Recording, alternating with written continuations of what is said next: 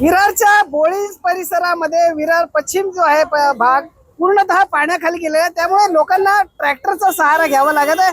मी आपल्याला दाखवतो की हा जो रोड आहे या रोडवरती ट्रॅक्टरची सुविधा केली आहे, कारण रिक्षा चालक जे आहेत ते 100-150 जे मनाला वाटेल तशा प्रकारे लूट रिक्षा चालक करत असताना या ठिकाणी ट्रॅक्टरची सेवा ट्रॅक्टरवाल्याने केलेली आहे। माझ्यासोबत काही नागरिक आहेत, त्यांच्याकडून जाणून घ्या।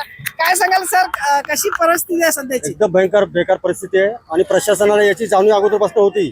जर अशी जी परिस्थिती झाली तर इथं काय निर्माण होऊ शकते परिस्थिती, कोणती त्याचा काही विचार केलेला दिसत नाही। ह्याच्यानंतर तरी प्रशासनाने जागं व्हावं आणि याच्यावरती काहीतरी चांगला मार्ग काढावा।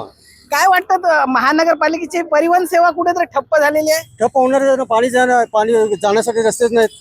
आता ट्रॅक्टरचा सहारा घेण्यासाठी काय लागतो आपल्याला, तेवढ्यासाठीच।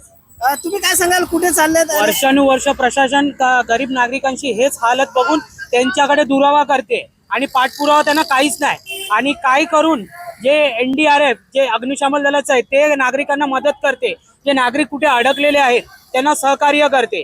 आणि रिक्षावाले 100-150 नागरिकांना कुठे काय जरा सहकार्य करत ते त्यांच्यानी काय वाटतं तुम्हाला? ह्या आपण कर भरतो आणि कराच्या बदल्यात महानगरपालिका याच्या पाठपुरावा करत आहे। तुम्ही काय सांगाल? तुम्ही आता प्रवास करताय, किती आज तुम्हाला ट्रॅक्टरने प्रवास करावा लागतोय, चांगलं वाटतंय का? नाही, चांगलं नाहीच आहे। ही काय परिस्थिती तशी झालेली आहे, त्याच्यामुळे काही इलाजच नाही ना त्याला, असं झालेलं आहे। तुम्ही काय सांगाल ताई, कुठे चालले तुम्ही आणि काय परिस्थिती आहे इकडची? इकडची परिस्थिती काय सांगायचं आता, काय सांगायचं का नाही? रिक्षावाले पण फायदा उचलते, 100 घेते, 50 घेते, काय हे आहे का?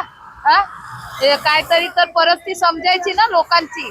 मग या परिस्थितीचा कुठेतरी गैरफायदा घेत आहेत. हा गैरफायदाच घेते लूट ना. चालू आहे का? हा गैरफायदाच घेते. त्याचं काय काय या करणार? या ठिकाणी नागरिकांची अक्षरशः लूट होते. रिक्षा चालक जर मनाला वाटेल तसे पैसे लुटतात, परंतु ट्रॅक्टर्सने ही चांगली सुविधा केलेली आहे. 20 रुपयामध्ये लोकांना स्टेशन पर्यंत सोडलं जात आहे. खरं तर हे ट्रॅक्टरची सुविधा जी महापालिकेने लोकांसाठी मोफत सुरू करायला हवी होती, मात्र महापालिकेचं प्रशासन मात्र कुठेतरी झोपी गेल्याचा आरोप नागरिक करत आहेत. स्नेहा विश्वकर्मासह विजय देसाई, न्यूज 18 लोकमत, विरार.